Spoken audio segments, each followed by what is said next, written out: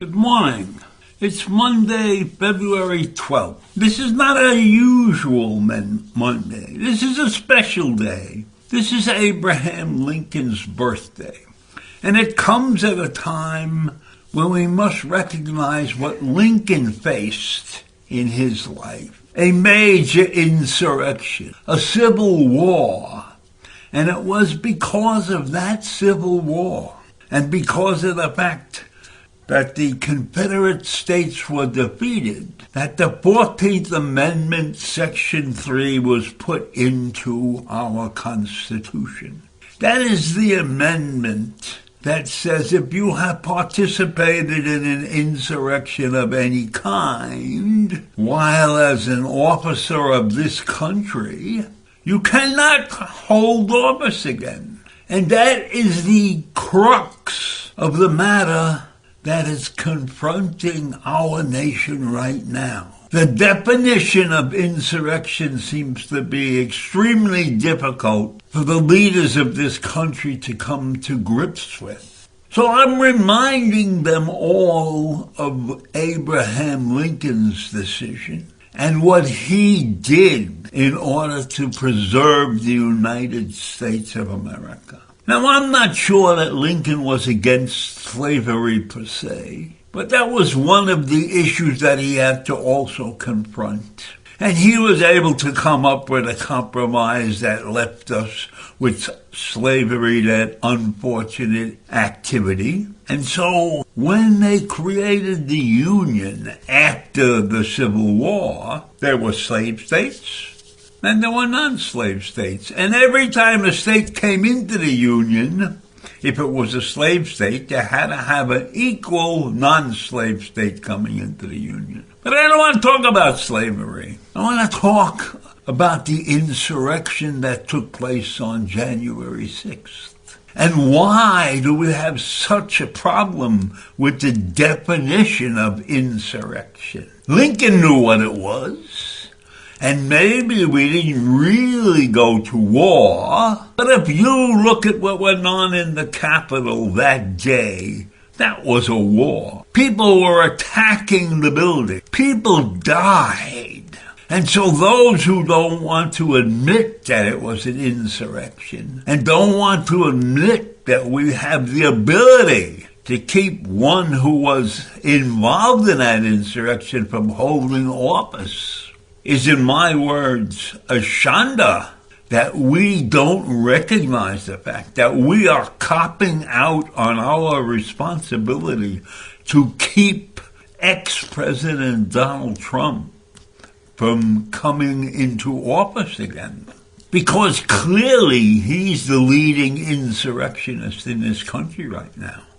And it's a shame that this country has 50% of the population listening to the insurrectionist Donald Trump. He believed that he could not lose, and therefore he invented this lie, which he believes there was fraud in the election. Now, we do a lot of things wrong in this country, but election fraud is not one of those things. So Donald Trump is lying to the nation, lying to keep himself in power.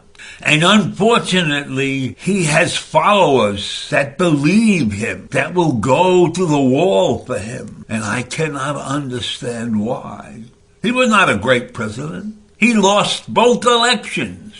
He did not win the popular vote in either of those elections, and he lost by millions. So why is he such a threat now? Why are the people in this country looking at him to possibly get us out of the morass that we have created for ourselves. I can't understand that.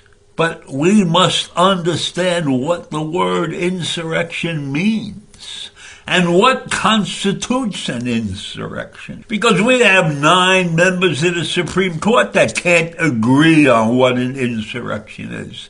And they hold the balance of power in this country right now. From what I've seen, there are many legislators that are not sure what an insurrection is. What exactly the makeup is an insurrection. And an insurrection could be a small thing, it could be a large thing. There's no real firm definition on how to understand what an insurrection is. So I can say, many legislators that don't know what an insurrection is, that can't give you a definition. When they stand up there and say it wasn't insurrection, it was just a riot. Well, it's not a riot when the President of the United States at that time is watching on TV and encouraging those people to do damage and not responding to his responsibilities as a leader of the nation to stop that riot. Now, if he had taken action to stop that riot immediately, then I would have no problem with him getting ready to run again for office. But Donald Trump is a liar. He's had over 33,000 recorded lies to his credit right now. So how can we believe him? Why should we believe him? Why in this country is he such a powerful person? Did he do great things during his presidency? The only thing that I considered any good in his presidency was getting us out of that nuclear deal, that stupid deal that Obama got us into. And then Biden, as soon as he becomes president, runs quickly to try and get us back into that deal. So I'll give Donald one credit for that, but no credit for anything else, because everything else that he did was wrong.